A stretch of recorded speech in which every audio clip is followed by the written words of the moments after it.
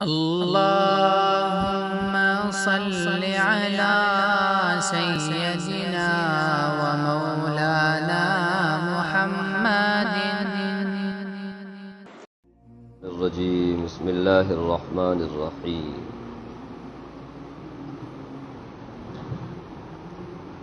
وهو الذي أنشأ جنات معروشات وغير معروشات والنخل والزرع مختلفا أكله والزيتون والرمان متشابها وغير متشابه كلوا من ثمره إذا أثمر وآتوا حقه يوم حصاده ولا تسرفوا إنه لا يحب المسرفين ومن الأنعام حمولة وفرشا كلوا مما رزقكم الله ولا تتبعوا خطوات الشيطان إنه لكم عدو مبين. یہ سورہ انعام کی دو آیتیں آپ کے سامنے پڑھی گئیں، 141 142. پچھلی آیتوں میں مشرکین کے فکری اور ان کی عملی عقیدے میں جو بگاڑ ہے اس کو اللہ نے بیان کیا تھا کہ وہ کس طرح سے غلط سوچ رکھتے ہیں، غلط فکر رکھتے ہیں، غلط عمل کرتے ہیں کہ اللہ کے پیدا کردہ چیزوں میں، چاہے وہ زمینی پیداوار ہو یا پھر مویشی ہو، اس میں وہ لوگ بتوں کے اور دیوی دیوتاؤں کے نام پر طرح طرح کے خرافات کر کے ان حلال چیزوں کو بھی اپنے لیے حرام قرار دیتے تھے. ظاہر سی بات ہے ان کی فکری اور سوچ کی غلطی ہے. اگر ان کی فکر اور ان کی سوچ اور ان کے عقیدے کی اصلاح کے لیے اور ان کی فکر کی غلطی کو ظاہر کرنے کے لیے کہ فکری تمہاری جو فکر ہے، تمہاری جو سوچ ہے، تمہارا جو عقیدہ ہے کتنا غلط ہے، اس کو یہاں ظاہر کیا گیا ہے. وہ اس طرح سے کہ اللہ تعالیٰ نے یہاں پر اپنے انعامات و احسانات کا ذکر کیا ہے کہ زمین کی پیداوار ہو، پھل ہو، سبزیاں ہوں، درخت ہو، بیل سے پیدا ہونے والے پھل ہوں، سب اللہ نے پیدا کیا ہے. اللہ نے پیدا کیا. جانور ہیں، مویشی قسم قسم کے، اس میں بھی دو قسمیں ہیں. کچھ ایسے جو بوجھ اٹھانے کے قابلیت رکھتے ہیں اور کچھ چھوٹے قد کے بھی جانور ہیں. سب کو اللہ نے پیدا کیا. تو پھر ایسے میں اللہ کے علاوہ اور کسی کے نام پر اللہ کے لیے کچھ اوروں کے لیے تقسیم، کسی اور کے نام پہ چڑھاوا، ظاہر سی بات ہے بہت غلط بات ہے. جس نے پیدا کیا اس کا کیا حکم ہے، اس کا قانون کیا ہے، اس کی پابندی کرنا چاہیے. اور اس کا حکم اور اس کا قانون کیا ہے اس کو بھی آگے ذکر کیا ہے. سنیے، فرمایا وہو الذی، وہ اللہ، وہی اللہ، انشأ جنات معروشات، جس نے پیدا کیا جنات باغات. انشأ اس سے پہلے بھی آیا، انشأ ینشئ انشان، پیدا کرنا. سورہ واقعہ میں پڑھتے ہیں انا انشأناہن انشاء وجعلناہن ابکارا. جنتی حوروں کو اللہ نے فرمایا میں نے انہیں بنایا ہے اور ایسا پیدا کیا ہے ہم نے حوروں کو کہ وہ باقرہ ہیں، ان کو کسی نے چھوا تک بھی نہیں. تو انشا جس طرح خلق کا معنی پیدا کرنے کا آتا ہے، اسی طرح انشا کا معنی بھی پیدا کرنے کا آتا ہے. انشاء الگ ہے، انشاءاللہ، انشاء ینشئ انشاء، پیدا کرنے کے بعد. تو وہو الذی انشأ، وہی اللہ جس نے پیدا کیا جنات، باغات کو، معروشات، وہ باغات بھی کیسے، اس میں جو پھل پھول اور جو سبزیاں اگتے ہیں. فرمایا معروشات، کچھ ایسے ہیں جو ٹٹیوں پر چڑھائے جاتے ہیں، وغیرہ معروشات، اور کچھ ایسے ہیں جو ٹٹیوں پر چڑھائے نہیں جاتے. تو ایسے بھی اللہ تبارک و تعالی نے پودوں کو بنایا ہے. بعض پودوں کو دیکھا ہوگا، وہ پودے اپنے بل پر کھڑے نہیں ہوتے، ان کا تنا نہیں ہوتا. جیسے درختوں کا تنا ہوتا ہے، اس میں پلر نما ایک اللہ تعالیٰ تنا بناتے ہیں. تو بعض پھل ایسے اللہ نے بنائے ہیں جن کے لیے تنا نہیں ہوتا، وہ درخت میں پیدا نہیں ہوتے، ان کے لیے اللہ نے بیل بنائے، بیل. ہاں، جیسے جو انگور ہے، یہ اس کے بیل کو چڑھانا پڑتا ہے ٹٹیوں پر. ٹٹی بولے تو وہ لکڑی وکڑی سے ایک چھوٹا سا گھر جیسا بناتے ہیں، وہ بنانا ہے. نہیں بنائیں گے، زمین پر رہ جائیں گے وہ اس کے بیل، تو پھر وہ پھل نہیں دیتے، انگور نہیں اگتا. آپ نے دیکھا ہے انگور کا باغ؟ ہاں، اب تو دیکھنا بھی بہت آسان ہو گیا. دنیا بھر کی چیزیں آپ کو بیٹھے بیٹھے دکھائی جاتی، اللہ کی نعمت ہے. تو یہ انگور جو بنتے ہیں نا ایسے ٹٹیوں، اور کچھ بیل ایسے بھی ہیں جن کو چڑھانے کی ضرورت نہیں ہوتی، وہ زمین میں پھیلے پھیلے ہی پھل دیتے ہیں. کدو ہے، تربوز ہے، وغیرہ وغیرہ. دیکھا ہے اس کو بھی، وہ زمین پہ ہی پڑے پڑے ہی بن جاتے ہیں. کیا بولتے ہیں، جیسے ککڑی وغیرہ وغیرہ، یہ بھی کیا ہو جاتا ہے؟ اللہ تعالیٰ کی قدرت نہیں.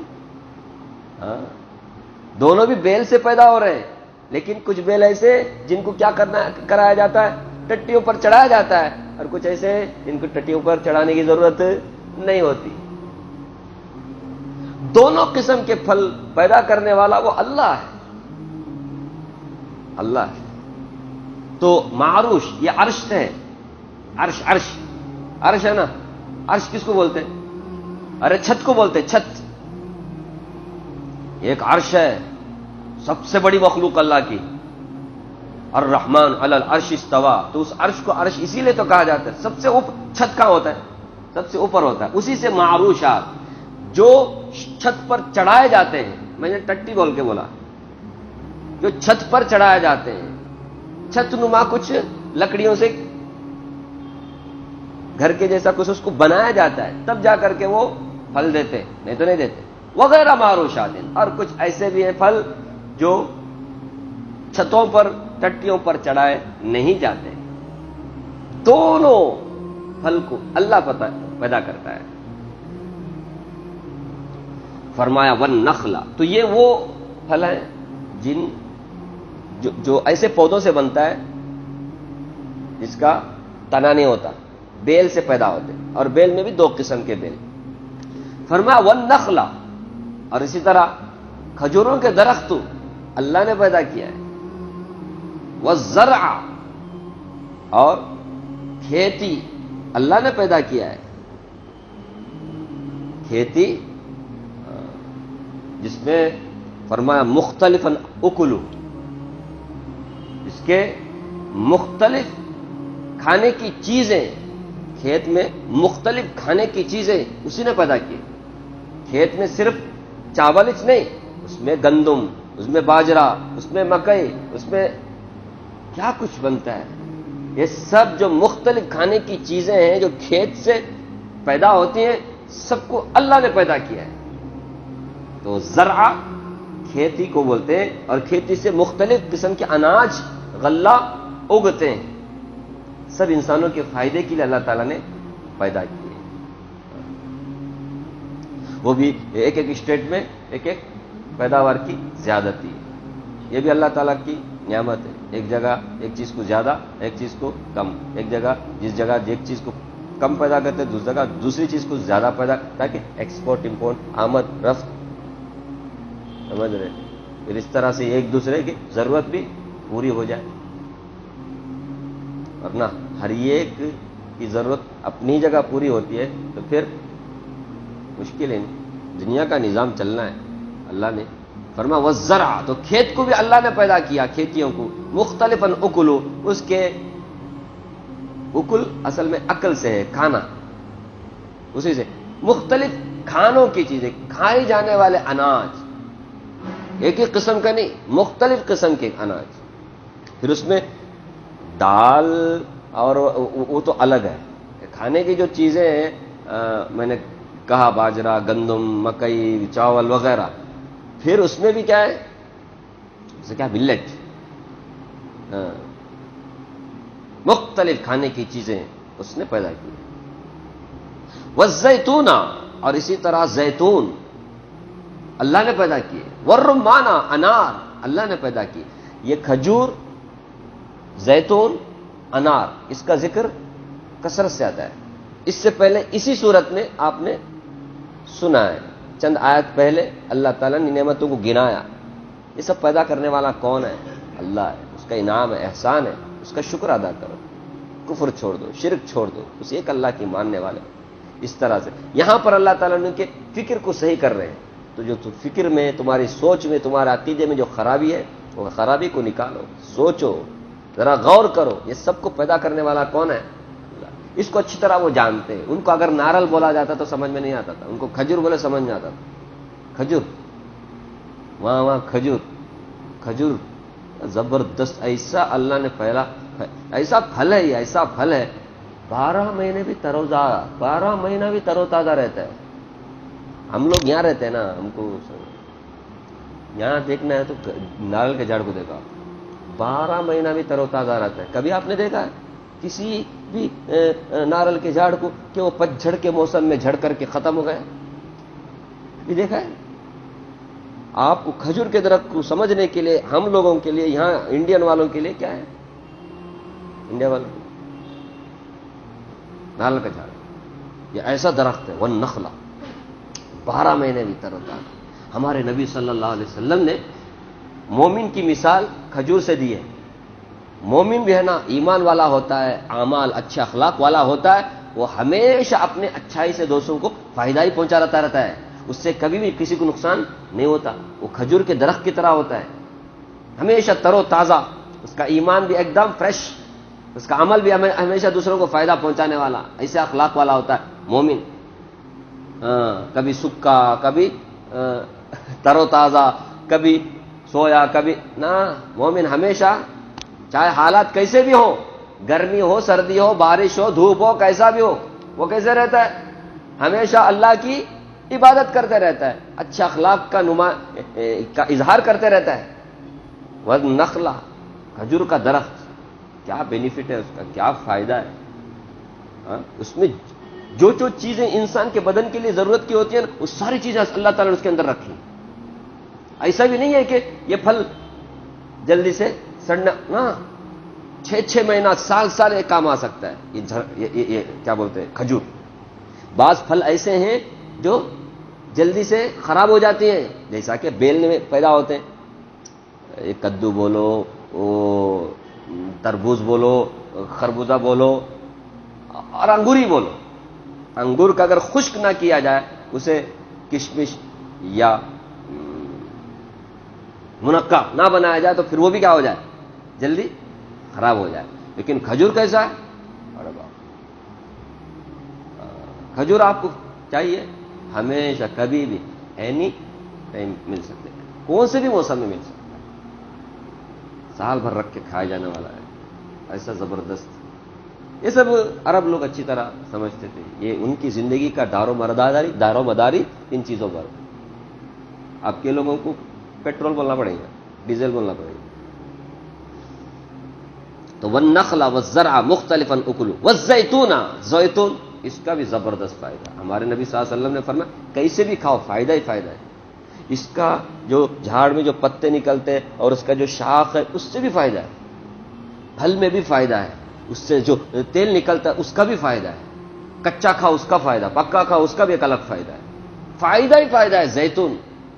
اور اس کے تیل میں ہے نا، کبھی بھی کولیسٹرول بولو، فلاں بولو، بلکہ ہے تو بھی چلے جاتا ہے اگر استعمال کرتے رہیں گے. سب سے مہنگا اگر تیل، گھی دنیا میں ہے تو وہ زیتون کا ہے. زبردست. یہ اللہ تبارک و تعالیٰ کی نعمت ہے. یہ عرب کنٹری میں سب سے زیادہ پیدا ہونے والے کیا بولتے ہیں، پھل ہیں. اس کے لیے اللہ نے سنا والزیتون والرمان، انار بھی ایسے ہی ایک دم فائدے مند. انسان کو کیا کیا چاہیے جسم میں، وہ ساری توانائی اور طاقت، وہ کیا بولتے ہیں، پروٹین بولو، کاربوہائیڈریٹ بولو، شوگر بولو، کیا کیا چاہیے سب اللہ تبارک و تعالیٰ نے پھلوں میں رکھا ہے، وافر مقدار میں رکھا ہے. ایسا نہیں کہ دوسرے پھلوں میں نہیں ہے، اس میں وافر مقدار میں رکھا ہے، بھرپور انداز میں رکھا ہے. آج ہے نا بڑے بڑے سائنسدان، بڑے بڑے کیا بولتے ہیں وہ ڈاکٹر، وہ فلاں فلاں بڑے تحقیق کرنے والے بتاتے انار سے یہ فائدہ ہے وہ فائدہ ہے.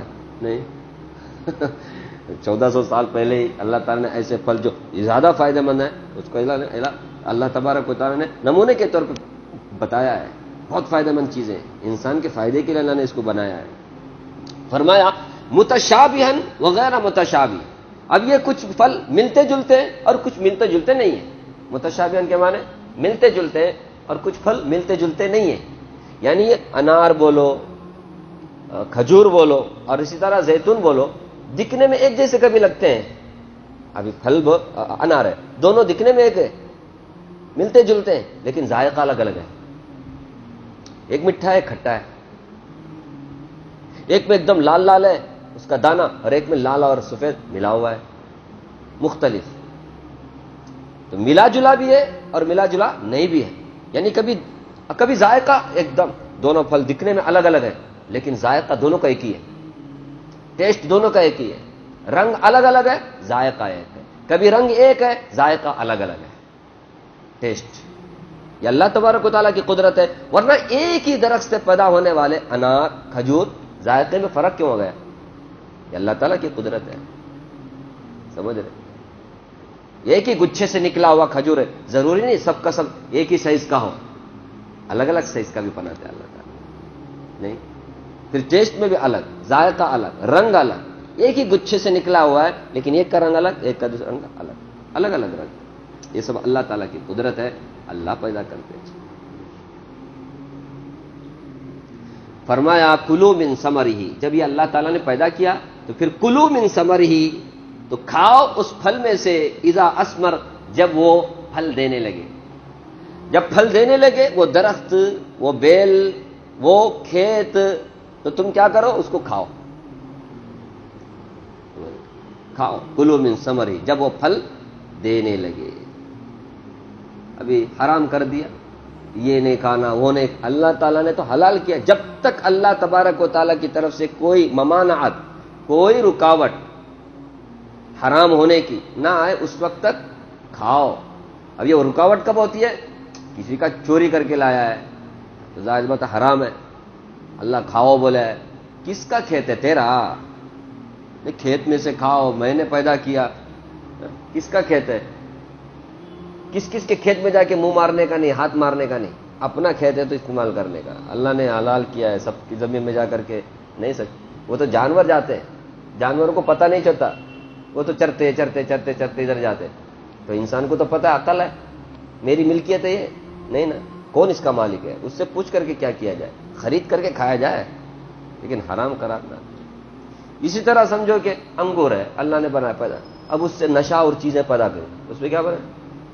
نشہ اور چیزیں، نشہ پیدا کرنے والی چیز اللہ نے پیدا کیا بول کر کے کھانے کا نہیں. ابھی نشہ آ گیا اس کے اندر، وہ حرام ہے. ہر نشہ اور چیز کیا ہے؟ اللہ کے نبی صلی اللہ علیہ وسلم نے فرمایا یہ حرام ہے، استعمال نہیں کر سکتے. تو جب تک اللہ کی طرف سے ممانعت نہ آئے اس وقت تک وہ پھلوں کو کیا کر سکتے ہیں؟ کھاؤ، حرام قرار نہ دو. کلوا من ثمرہ اذا اثمر، جب وہ پھل دینے لگے تو اس پھل میں سے کھاؤ. اور ساتھ ہی ساتھ فرمایا وآتوا حقہ یوم حصادہ، ایک حکم یہ بھی سنو کہ اس کا حق ادا کرو. وآتوا حقہ، اس کا حق ادا کرو یوم حصادہ، جب کٹائی کا وقت آئے. حصاد، حصاد یہ کہ حسد، یہ سین سے، یہ صاد سے ہے، کٹائی کو بولتے ہیں. ارے ہم لوگ کسان نہیں نا، کٹائی کا ٹائم آتا ہے تو اس ٹائم پہ کیا خوشرت ہے، مطلب کسان اس ٹائم پہ ہر کسان کو اللہ فائدہ دے. 6 مہینہ سال سال اپنا پورا پونجی لگاتا، اپنا پورا، اب اس میں اس کی پیداوار کے جو اس نے خرچہ کیا وہ بھی اگر مل جائے نا وہ غنیمت ہے. ورنہ کبھی کبھی کیا ہوتا ہے، نقصان بھی ہوتا ہے. تو کٹائی کے وقت میں اللہ تعالیٰ نے فرمایا وآتوا حقہ، اس کا حق ادا کرو. کس کا؟ وہ پھل کا، اس کھیت کا حق ادا کرو، یعنی زکوٰۃ دو. بعض علماء نے کہا جیسا کہ حضرت عبداللہ بن مسعود، حضرت عبداللہ بن عباس، حضرت انس رضی اللہ عنہ، یہ صحابی رسول ہیں، ان کی تفسیر کے مطابق یہاں زکوٰۃ کا اللہ نے حکم دیا. زکات صرف سونا چاندی میں نہیں بلکہ پیداوار میں بھی زکات ہے. وآتوا حقہ یوم حصادہ، جب کٹائی کا وقت آئے تو پھر اس کا زکات ادا کرو. اس کا حق ادا کرو کا مطلب اس کا زکات دو، اس کی زکات. زکات کتنی؟ یہاں مطلق کہا گیا، کتنا بھی نکلے، کتنا بھی نکلے، زورا نکلے زیادہ نکلے، زمین بڑی ہو چھوٹی ہو، کہیں ایکڑ میں ہو یا سینس میں ہو، کیسا بھی ہو، پیداوار ہے تمہاری زمین سے نکلا ہے تو تمہیں کیا کرنا پڑے گا؟ اس کا حق ادا کرنا پڑے گا، زکات دینا پڑے گا. اس کا قانون یہ ہے کہ اگر بارش سے ہی کیا ہوا ہے؟ پیداوار ہوا ہے. جتنی بھی پیداوار ہے کھیت میں وہ سب بارش کے پانی سے ہوا ہے. اس نے کوئی زیادہ محنت نہیں کی تو پھر اس کا 10واں حصہ دینا پڑے گا. کتنا؟ جتنا بھی پیداوار ہے، سمجھو کہ 100 کلو اناج نکلا، 10 کلو کیا کرنا پڑے گا؟ غریبوں میں، مسکینوں میں زکات کے طور پہ نکالنا پڑے گا. بارش کا پانی آتا ہے لیکن بارش کا پانی بس نہیں ہوتا ہے. ادھر بور ویل، ادھر کنویں کا پانی، ادھر کرنٹ بھی، ادھر اس کا محنت بھی سب لگ رہا ہے. سمجھ رہے؟ پانی کے لیے ڈائریکٹ زمین آسمان کے پانی. ابھی آپ بولیں گے یہ پانی بھی اللہ کا ہی ہے، لیکن یہاں پر فرق کیا ہے؟ اس میں اس کی محنت لگ رہی ہے، اس کا کرنٹ لگ رہا ہے، اس کا فلاں لگ رہا ہے، تو پھر خرچہ ہوا نا الگ سے. اللہ اکبر، اللہ اکبر. اللہ تعالیٰ پر مہربان، اللہ تعالیٰ کتنا مہربان ہے ہمارے اوپر. فرمایا اب یہاں پر 5%. کتنا؟ 5%. 100 کلو نکلا، 5 کلو دے تو بس. ڈائریکٹ بارش کے پانی سے آئے تو پھر 10%. دیکھا؟ اللہ اکبر. دیتے نہیں، حق ادا نہیں کرتے، اس لیے نقصان ہوتا ہے. حق ادا کرتے رہیں گا نا زمین سے نکلنے والے پیداوار کا تو اللہ خوب برکت دے، نفع میں ہی رکھے. کیا بولتے؟ ڈنڈی مارتے ہیں، غریبوں کا حق مارتے ہیں تو پھر مصیبت تو آنی ہے. اب بیچارے غیروں کو تو چھوڑ دیجئے، ان کے پاس تو اسلام ہے نہیں، ایمان نہیں ہے، لیکن مسلمان کو تو نکالنا چاہیے نا زکات. ہم سمجھے خالی وہ بھی سونے چاندی کا بھی نکالتے نہیں، ادھر اس کا کہاں نکالیں گے؟ تو یہ اللہ کا. بعض علماء نے کہا نہیں، زکات یہ مکی صورت ہے نا، یہ مکی صورت ہے. مکی صورت مکے میں زکات فرض ہوا تو مدینے میں. اس کے لیے یہاں پر جو اللہ تعالیٰ نے حکم دیا یہ نفلی صدقہ ہے. کیا ہے؟ نفلی صدقہ. یہ انہوں نے کہا ہے. 2 طرح کے رائے. تو نفلی صدقہ بولو، زکات بولو، لیکن حق ادا کرنا ہے کیا؟ غریبوں کو. کٹائی کے وقت میں غریب لوگ آتے ہیں، مسکین لوگ آتے ہیں، کچھ محتاج لوگ آتے ہیں، سمجھ رہے؟ اپنی ضرورت رکھتے ہیں، طرح ہمارے کو کچھ ملے گا بول کر کے. جیسے رمضان کے ٹائم پہ غریب لوگ مالداروں کے پاس آتے ہیں، ذرا کیا بھی ملیں گا بول کر. نہیں، زکات وکات سال بھر نہیں آتے بیچارے، اس ٹائم پہ آتے ہیں، ذرا یاد کرو، دے دو، ضرورت مند ہے تو. بالکل سیدھا. ہمارے کو تو ہم کسان لوگ نہیں ہیں نا، اس لیے ہمیں سمجھتے نہیں، تو کسان لوگ کو سمجھ میں آتا ہے. وہ کٹائی کا وقت ان کو معلوم رہتا ہے کہ ان کو غریبوں کو کٹائی کا ٹائم آیا. تو اس ٹائم پہ، کٹائی کے ٹائم پہ غریب لوگ آئیں گے تو نفلی صدقے کے طور پر ان کو دو، محروم نہ کرو. اللہ نے دیا ہے بھائی، تمہارا باپ کا نہیں ہے، یہ اللہ نے پیدا کیا ہے. یہ جتنا سب کچھ زمین سے نکلا نا، کس نے پیدا کیا؟ ہم لوگ کیا سوچتے؟ میں نے محنت کیا، میں ایسا کیا، میں ویسا کیا. کیا میں کتنے لوگ کرتے ہیں؟ ایک سیلاب آتا ہے پورا ختم. کٹائی کا ٹائم چاہتا نہیں. یہاں کٹائی کا ٹائم آیا ہے. یہ کٹائی کا ٹائم ہے نا، یہ کسانوں کے لیے سب سے زیادہ خوشی کا دن ہوتا ہے. ورنہ کٹائی کا ٹائم آنے سے پہلے اگر اللہ بارش خوب برسا کر کے سیلاب میں اس کو بہا دے، کون ہے مائی کا لال جو 112 پیدا بھائی محنت کیا بول کے بول سکتا ہے اس ٹائم پہ؟ گیا نا، ختم ہو گیا نا. یہ اللہ کا شکر نہیں ہے، اللہ کی نعمت نہیں ہے کہ تمہیں شکر ادا نہیں کرنا ہے کہ اللہ کٹائی کا ٹائم دے رہا ہے تمہارے کو. یہ کٹائی کے ٹائم پہ نکل رہا ہے خزانہ زمین سے، یہ اناج، یہ غلہ، یہ پھل. ارے تم کو جو تم نے محنت کی نا، اللہ اس کا پھل دے رہا ہے. جب تم کو دے رہا ہے تو اس کا شکر ادا کرو کہ تم غریبوں کا حق ادا ان کو دو. ان کو چھوڑ کر کے خالی پیلی میں نے محنت کیا، میں بول کر کھا دیا، تو پھر یہ اللہ کے نعمت کی ناشکری ہو جائے گی. اللہ کی نعمت کے شکر ادا کرنے کا ایک طریقہ یہ، اللہ نے دیا کھاؤ، اور اسی طرح اللہ کے غریب بندوں کو بھی ذرا یاد رکھو، وہ آئے دو اس میں سے. تو نفلی صدقہ بولو یا زکات بولو، لیکن دینا ہی ہے. اس میں کس کا بھی حق ہے؟ ارے قرآن میں ہے وفی اموالہم حق للسائل والمحروم، مالداروں کے مال میں مانگنے والے اور پھر محروم، مانگتے نہیں ہیں، غریب ہیں وہ، مانگنے کے لیے ہر ایک کو مانگنے کا یہ رہتا ہے کیا؟ ہر ایک کے سیلف ریسپیکٹ بولنے کا رہتا ہے، نہیں مانگتا ہے، ایک ایک لے مجبوری میں کیا کرتے ہیں، کیا کرنے کا بھی کوئی چارہ نہیں، مانگ جاتے ہیں۔ تو مانگنے والوں کے لیے بھی، اور جو دھندا کرتے ہیں نا مانگنے کا، ان کی نہیں بات کر رہا ہوں، ان کا بزنس ہی چاہیے۔ تو کچھ لوگ مانگتے نہیں، دونوں کا حق ہے کس کے مال میں؟ مالدار کے مال میں۔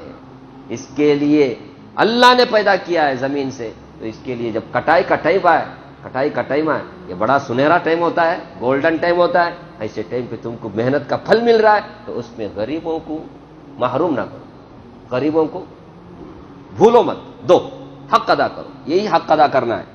ولا تسرفوا، لیکن اللہ تعالیٰ نے آگے فرمایا حد سے زیادہ فضول خرچی مت کرو، ولا تسرفوا، فضول خرچی مت کرو۔ کٹائی میں آیا نہیں، اللہ تبارک و تعالیٰ نے دیا ہے، میرا اس میں کچھ کمال نہیں ہے، جتنا نکلا پورے کا پورا کیا کر دیا؟ غریبوں میں دے دیا۔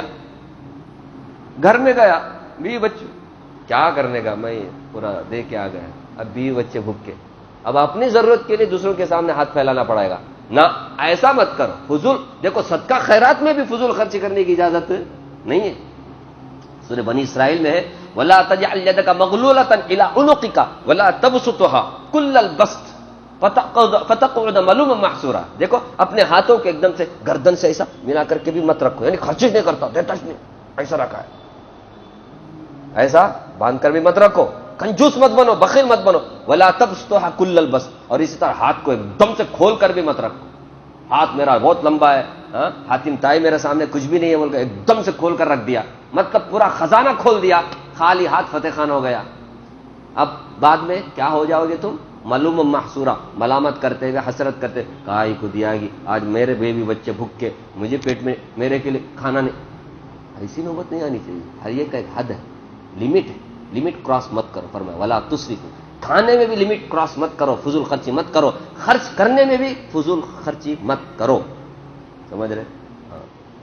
ولا تسرفوا انہ لا یحب المسرفین، حد سے تجاوز کرنے والوں کو اللہ پسند نہیں کرتے۔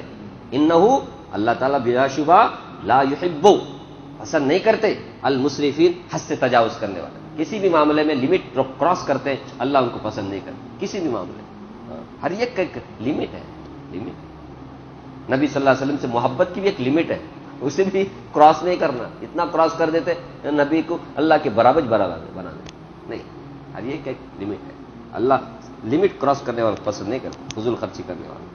اب سوچو نا میرے بھائی، جب صدقہ خیرات میں اسراف اللہ کو پسند نہیں ہے، فضول خرچی پسند نہیں ہے، تو پھر شادی بیاہ میں، شادی بیاہ میں بہت پسند، خوش ہو جائے گا اللہ، بربادی آئے گی، بربادی، اور ہم دیکھ رہے اپنے آنکھوں سے بربادی آتی، پھر بھی عقل نہیں آتی، بربادی آئی تو بھی عقل نہیں آتی، پھر فضول خرچی کر کے اپنے بچوں کی زندگی کو برباد کرتے، ان کی میرج لائف کیا ہو جاتی ہے؟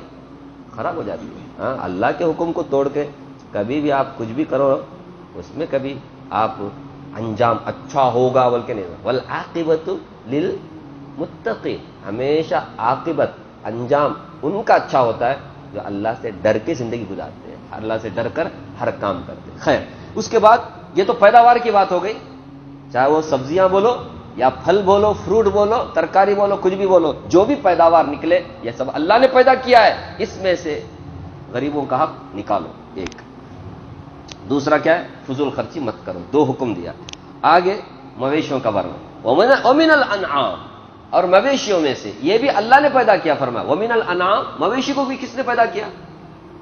ارے یہ لوگ خرافات کرتے تھے نا جی، مویشی کو بھی، سبزیوں کو بھی، غلہ اناج کو رکھ کر کے، یہ ایک اللہ کے لیے، یہ فلاں کے لیے، یہ دیوی دیوتاؤں کے لیے، پھر دیوی دیوتاؤں کا اس میں اتنا اہتمام کہ اللہ کے اس میں سے کٹوتی کرتے تھے۔ اللہ تعالیٰ نے ان کے فکر کی اصلاح فرمائی ہے، دیکھو سب کچھ اللہ نے پیدا کیا ہے، اس میں صرف کس کا ہے؟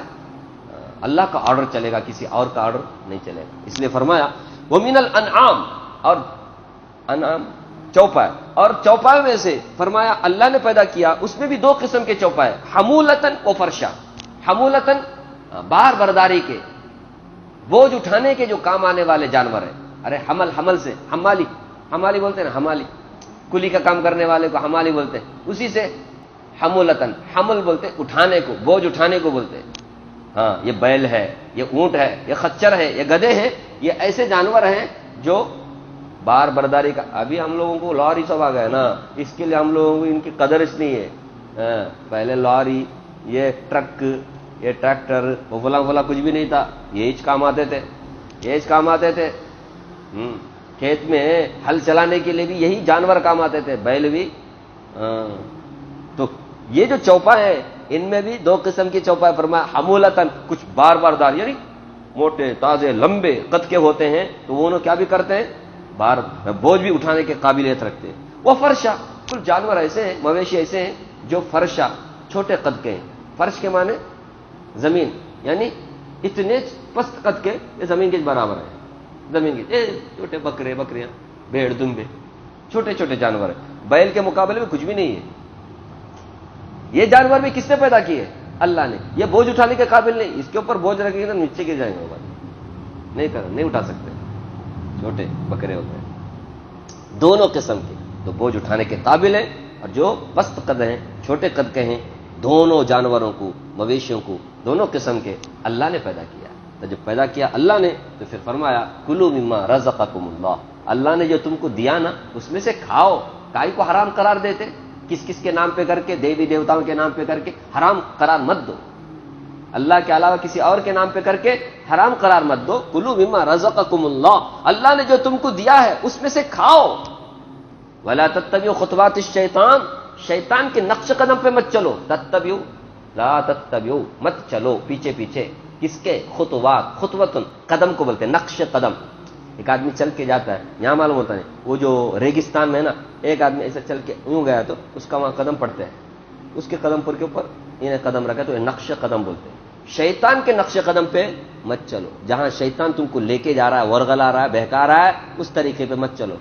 علماء نے لکھا شیطان کے نقش قدم پر کیا مطلب ہے، یعنی اللہ کے قانون کو چھوڑ کر رسم و رواج کے مطابق، اپنی خواہش کے مطابق چلنا، یہ شیطان کے نقش قدم پہ چلنا ہے. سمجھ رہے؟ اللہ کا قانون کیا ہے اس کا فالو کرو.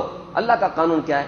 اللہ نے اپنی زمین میں پیداوار دیا ہے، اس کو خود بھی کھاؤ، غریبوں کا بھی حق ادا کرو، اسراف مت کرو. یہ اللہ کا قانون ہے. زکات ادا کرو، صدقہ کرو، یہ اللہ کا قانون ہے. کس کی پابندی کرو؟ یہ چھوڑ کر کے دیوی دیوتاؤں کے نام پہ کر کے اپنے اوپر حرام قرار دینا، ان کا حق مارنا، غریبوں کو نہ دینا، یہ سب کیا ہے؟ خواہش پرستی ہے. یہ شیطان کے نقش قدم پہ چلنا ہے. فرمایا انہ لکم عدو مبین، بلا شبہ شیطان تمہارا کھلا ہوا دشمن ہے. وہ تو قسم کھا کے رکھ، میں آدمیوں کو بہکا کے رکھوں گا، تو وہ بہکائے گا، تو اس کے بہکاؤ میں مت آؤ، اس کے نقش قدم پہ مت چلو. رسم رواج پہ چلنا، شیطان کے نقش قدم پہ چلنا. باپ دادا کے طریقے پہ چلنا، شیطان کے نقش قدم پہ چلنا. اپنی خواہش کے مطابق چلنا، شیطان کے نقش قدم پہ چلنا. اس لیے چلنا تو کس کے مطابق چلنا؟ قرآن اور سنت کے مطابق چلنا، نبی اور اللہ کے حکم کے مطابق چلنا. اللہ ہم سب کو اللہ کی کتاب پڑھنے، سمجھنے اور اس کے تقاضے پہ عمل کرنے کی توفیق اور طاقت عطا فرمائے. جانے گئے.